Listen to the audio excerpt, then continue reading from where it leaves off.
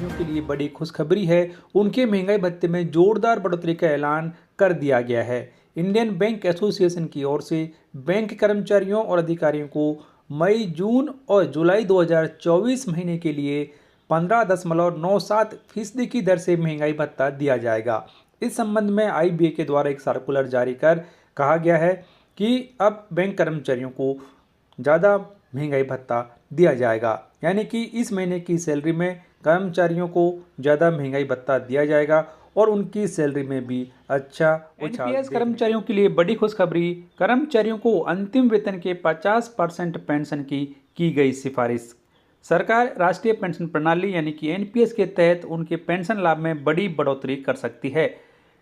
TV Somanathan की अगुवाई वाले पैनल ने कर्मचारियों को पेंशन के रूप में अंतिम मूल वेतन के 50% तक की गारंटी की सिफारिश की है। पिछले साल सरकार ने वित्त सचिव टीवी सोमनाथ की अगुवाई में एक कमेटी का गठन किया था और कमेटी ने अपनी रिपोर्ट मई 2024 में सरकार को सौंप दी है और इस कमेटी ने अपनी रिपोर्ट में ये सिफारिश की है कि कर्मचारियों को एनपीएस के तहत अंतिम वेतन के 50% के बराबर पेंशन की गारंटी दी जाए। तो इसके बारे में आपकी राय कमेंट बॉक्स में लिखकर जरूर बताएं। वीडियो को लाइक और लाखों पेंशन भोगियों को बड़ी राहत देते हुए रक्षा मंत्रालय ने इन 4 बैंकों को स्पर्श सेंटर के रूप में शामिल किया है।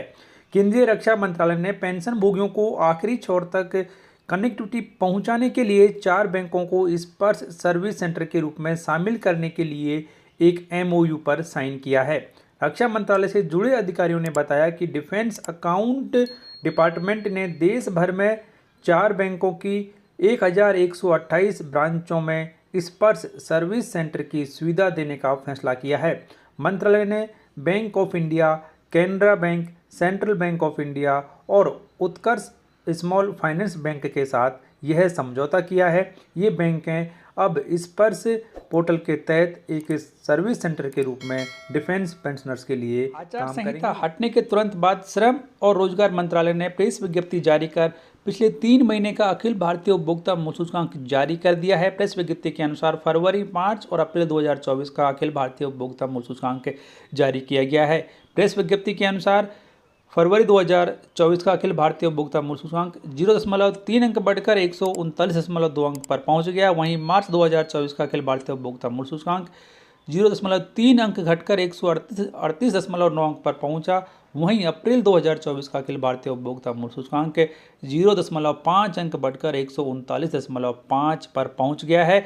अब अप्रैल 2024 तक आपका महंगाई भत्ता हो चुका है 52%, यानी कि 4 महीने के उपभोक्ता मूल्य सूचकांक के आंकड़ों के आधार पर 2% की बढ़ोतरी महंगाई भत्ते में देखने को मिली है। जनवरी 2024 से महंगाई भत्ता 50% होने के बाद रेलवे बोर्ड ने रेलवे कर्मचारियों के इन 6 भत्तों में बढ़ोतरी को दी मंजूरी।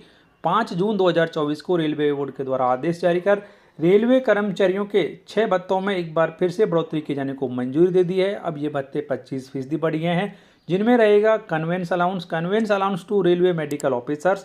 तीसरा यहाँ पर है स्पेशल कंपनसेंट्री अलाउंस, चौथा डेली अलाउंस और इसके बाद में अंतिम यहाँ पर है mileage allowance for journey by road. और एक और नया भत्ता यहाँ पर है कि transportation of personal effects on transfer या बार रिटायरमेंट। तो ये 6 ऐसे भत्ते हैं जो कि अब 1 जनवरी 2024 से 25% बढ़ा दिए गए हैं। पूरा वीडियो चैनल पर डाला हुआ है, जिसे आप जरूर देखें कि कौन से भत्ते में कितनी बढ़ोतरी हुई है और अब नया भत्ता कितना मिलेगा, ये सब जानने 2024 से महंगाई भत्ता 50% होने के बाद 13 लाख से ज़्यादा रेलवे कर्मचारियों के 17 भत्तों में 25% की बढ़ोतरी को रेलवे बोर्ड के द्वारा मंजूरी दे दी गई है। इसके संबंध में 4 जून 2024 को रेलवे बोर्ड के द्वारा आदेश जारी कर कहा है कि महंगाई भत्ता 50% होने के बाद रेलवे कर्मचारियों के 17 भत्तों में 25% की बढ़ोतरी कर दी गई है, जिसमें मकान किराया भत्ता यानी कि house rent allowance, national holiday allowance, children education allowance सहित ऐसे 17 भत्ते हैं जो कि 25% बढ़ गए हैं। कौन कौन से भत्ते अब कितने मिलेंगे इसके संबंध में हमारे चैनल पर वीडियो डाला हुआ है, जिसे आप जरूर देखें।